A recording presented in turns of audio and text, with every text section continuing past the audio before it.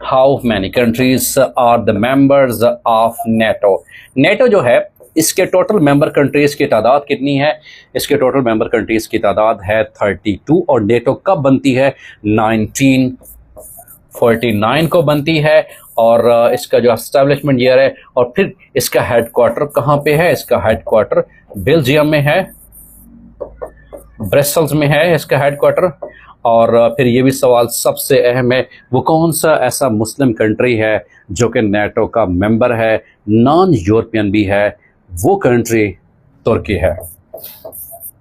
तुर्की जो कि non European भी है, वो वाहिद कंट्री है कि जो नॉन यूरोपियन है और मुस्लिम कंट्रीज में से है। सो ये भी सवाल मोस्ट इंपॉर्टेंट है कि मुस्लिम कंट्रीज में से वो वाहिद कंट्री कौन सा है जो कि नेटो का मेंबर भी है? वो है तुर्की। और ये भी सवाल है कि तुर्की कौन सा है?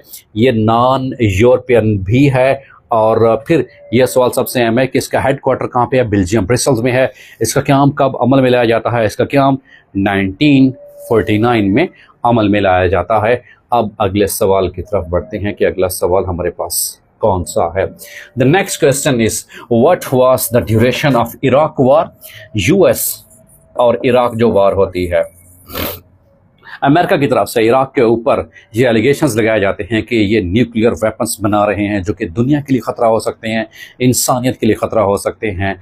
हुए बद बहाना बसियार के तहत सिर्फ उनको एक बहाना चाहिए था इराक के ऊपर हमला करने के लिए, सो उन्होंने इराक के ऊपर अटैक कर दिया था। उस वक्त के सदर सद्दाम हुसैन को फांसी दी गई थी। अमेरिका के उस वक्त के सदर थे बुश साहब, यूएसए के प्रेसिडेंट बुश, और जो इराक के सदर थे सद्दाम हुसैन साहब, उनको बाद में फांसी भी दी गई थी। और फिर बहाना ये बनाया गया था इराक जो है वो न्यूक्लियर वेपन्स बना रहा है, लेकिन महज उनको एक बहाना चाहिए था और उसी एक बहाने के तहत उन्होंने इराक के ऊपर चढ़ाई कर दी थी। और उसके साथ साथ में जो नेटो फोर्सेस थे जो कि यूएसए के इत्तेहादी भी थे, उन्होंने मिलकर इराक के ऊपर चढ़ाई कर दी थी। और फिर ये मार्च 20 2003 को US begins war in Iraq, Iraq के अंदर वो अपनी जंग शुरू कर देते हैं। और फिर ये भी सवाल सबसे अहम है कि इसका जो ड्यूरेशंस था वो 8 साल तक के लिए था। और वो कब से कब तक है? 2003 से 2011 तक इस जंग का जो है वो ड्यूरेशन रहता है।